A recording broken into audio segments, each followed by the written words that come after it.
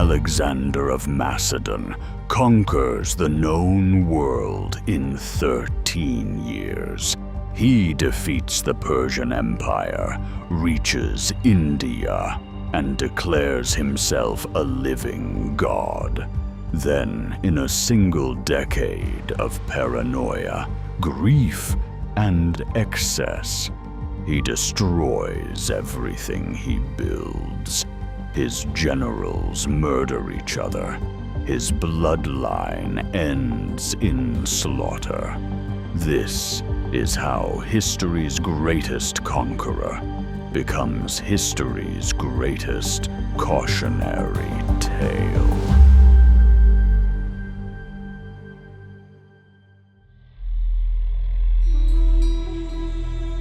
The year is 330 BCE.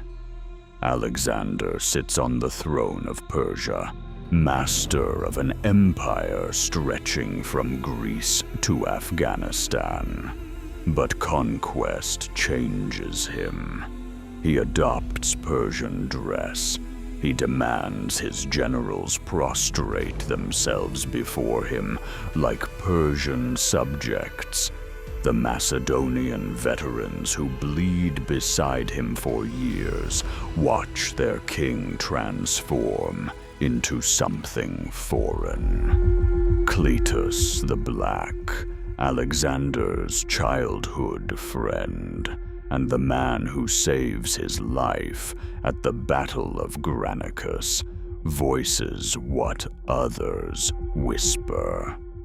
At a banquet in Samarkand, Cletus confronts Alexander about his Persian ways.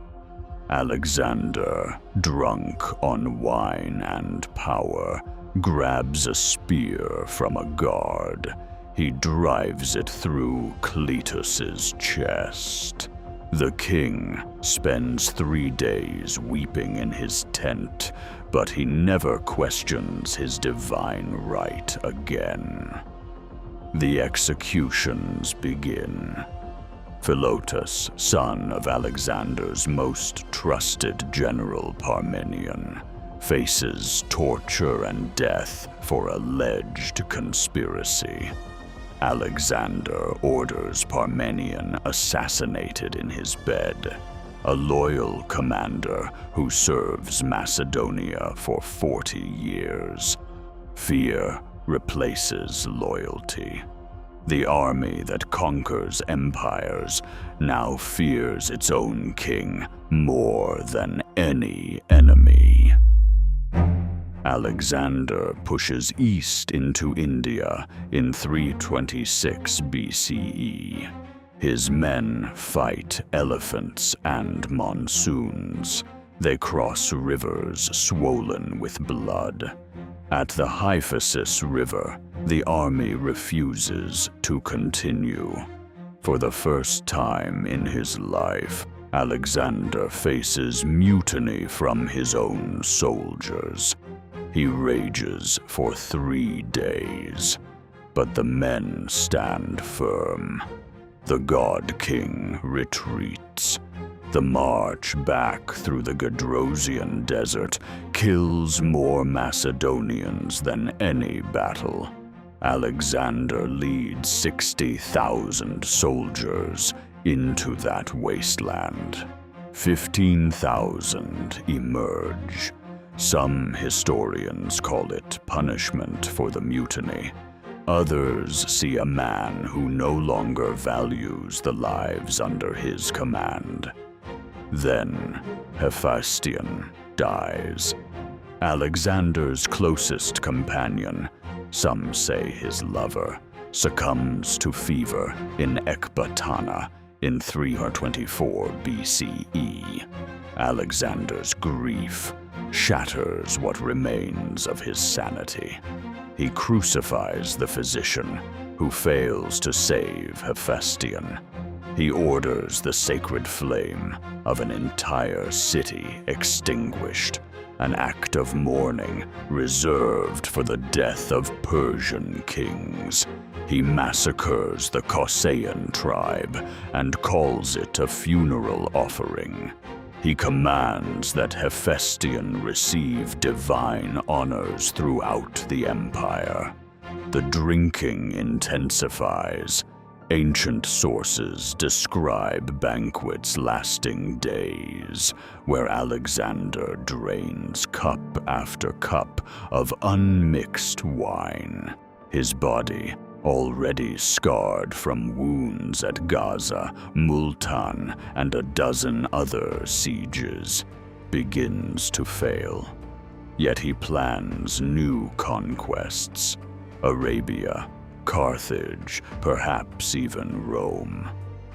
The generals watch their king spiral, and they begin to calculate. Perdiccas positions himself as indispensable. Ptolemy secures his influence in Egypt. Seleucus, Antigonus, and Cassander all quietly prepare for what comes next. The empire holds together only through Alexander's will. Everyone knows it cannot last. Babylon. Alexander attends a banquet at the palace of Medius. He drinks heavily, as he does every night now. Fever strikes him within days. For 11 days, Alexander burns with sickness. His generals file past his bed as he loses the ability to speak. When asked who should inherit his empire, he allegedly whispers, "To the strongest," or perhaps, "to Craterus." The sources disagree. It does not matter. On June 10th or 11th, Alexander dies at age 32. He leaves behind a pregnant wife, Roxana, and an empire with no clear successor. Within hours, the wars of the Diadochi begin. Perdiccas claims regency. Ptolemy steals Alexander's corpse and takes it to Egypt. Cassander marches on Macedonia and murders Alexander's mother, Olympias. Then he executes Roxana and her young son, Alexander IV, the last of the bloodline.